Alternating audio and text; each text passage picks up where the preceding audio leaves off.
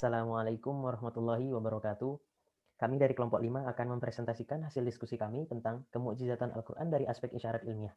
Sebelumnya perkenalkan saya Helmi Kamal sebagai moderator, beserta teman-teman saya, Juwita Sukmaningsih, Eno Alivia, Ziyadatu Zulfa, Rahmatika Maulida, dan Sidki Fafi Akilah.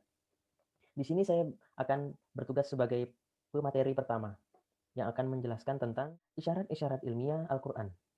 Sebelum berbicara tentang isyarat-isyarat ilmiah Al-Quran, terlebih dahulu perlu digarisbawahi bahwa Al-Quran bukan suatu kitab ilmiah sebagaimana halnya kitab-kitab ilmiah yang dikenal selama ini.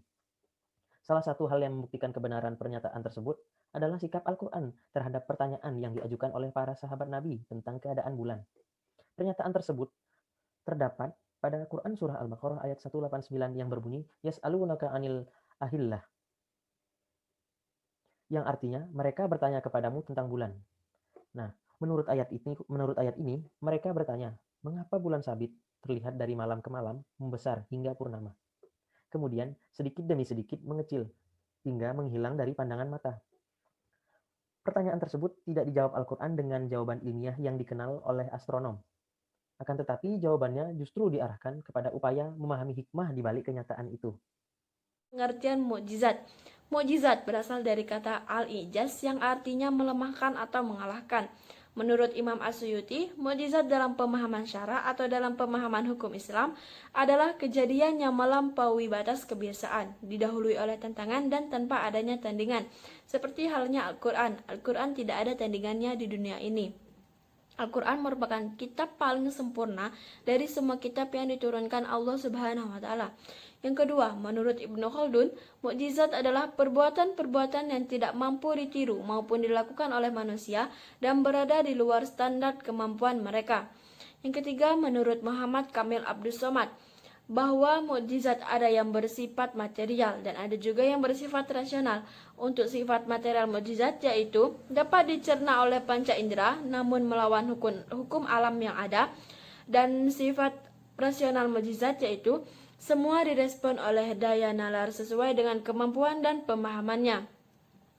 Nah, dari beberapa pengertian di atas dapat disimpulkan bahwa mukjizat merupakan kejadian yang luar biasa dan melebihi standar kemampuan manusia secara umum. Ilmiah yang tercantum dalam Quran Surat Yunus ayat 5 yang berbunyi, A'udzubillahi minasyaitonirrajim, Bismillahirrahmanirrahim. Huwallazi ja'ala as-samsa diya'an wal qamara nuran wa qaddarahu manazila lita'lamu 'adada as-sinina wal hisab. Ma khalaqallahu dzalika illa bil haqqi yufadzilul ayati liqaumin ya'lamun. Shadaqallahul azim. Yang artinya, dialah yang menjadikan matahari bersinar dan bulan bercahaya, dan dialah yang menetapkan tempat-tempat orbitnya, agar kamu mengetahui bilangan tahun dan perhitungan waktu. Allah tidak menciptakan demikian itu melainkan dengan benar. Dia menjelaskan tanda-tanda kebesarannya kepada orang-orang yang mengetahui. Jalalain pada Quran Surah Yunus ayat 5. Dialah yang menjadikan matahari bersinar, mempunyai sinar, dan bulan bercahaya, dan ditetapkannya bagi bulan dalam perjalanan manzilah-manzilah selama 28 malam untuk setiap bulan. Setiap malam daripada 28 malam itu memperoleh suatu manzilah. Kemudian tidak tampak selama 2 malam. Jika jumlah hari bulan yang bersangkutan ada 30 hari, atau tidak tampak selama 1 malam jika ternyata jumlah hari bulan yang bersangkutan ada 29 hari, supaya kalian mengetahui. Melalui hal tersebut, bilangan tahun dan perhitungan waktu, Allah tidak menciptakan yang demikian itu. Hal-hal yang telah disebutkan itu melainkan dengan hak, bukannya main-main. Maha suci Allah dari perbuatan tersebut.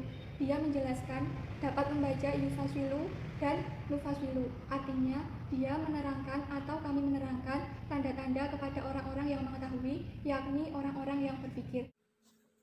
Isyarat-isyarat ilmiah itu dapat dilihat dalam beberapa bidang ilmu pengetahuan, misalnya astronomi. Yang pertama ada penciptaan alam. Dijelaskan dalam teori Big Bang bahwa alam semesta berasal dari kumpulan gas yang disebut primary nebula. Kemudian terpecah dan menjadi sekumpulan bintang-bintang, planet-planet, matahari, bulan, dan sebagainya. Allah Subhanahu wa Ta'ala berfirman, A'udzu billahi minasyaitonir rajim. Bismillahirrahmanirrahim. Awalam yarol ladzina kafaru annas samawati wal ardu kanata ratqan fafataqnahuma wa ja'alna ma'ikulla syai'in hayy afala yu'minun. Shadaqallahul azim. Yang artinya, dan apakah orang-orang kafir tidak mengetahui bahwa langit dan bumi keduanya dahulu menyatu, kemudian kami pisahkan antara keduanya, dan kami jadikan segala sesuatu yang hidup berasal dari air. Maka, mengapa mereka tidak beriman? Terdapat dalam surat Al-Anbiya ayat 30. Filosof-filosof Eropa dan ilmuwan abad awal percaya bahwa bumi adalah pusat alam semesta dan planet-planet, begitu pula matahari mengelilingi bumi. Yang disebut teori geocentrism, pada tahun 1609, ilmuwan Jerman Janus Kuipers menulis dalam bukunya Astronomia Nova bahwa bumi dan planet bukan hanya berputar mengelilingi matahari, tetapi juga berputar pada porosnya. Allah Subhanahu wa taala berfirman, "La syamsu yang bagilaha antar dukra qamaru walalailu sabikun nahar wa kullu falakiyas baun." Yang artinya, tidaklah mungkin bagi matahari mengejar bulan, dan malam pun tidak dapat mendahului siang, masing-masing beredar pada garis edarnya. Quran Surat Yasin ayat 40. Berikut adalah sumber referensi kami. Ya, demikianlah hasil dari presentasi dari kelompok kami. Semoga apa yang kami sampaikan bermanfaat bagi kita semua. Jika ada salah kata, mohon dimaafkan karena kesempurnaan hanya milik Allah Subhanahu wa taala. Akhirul kalam, wabillahi taufik wal hidayah. Wassalamualaikum warahmatullahi wabarakatuh.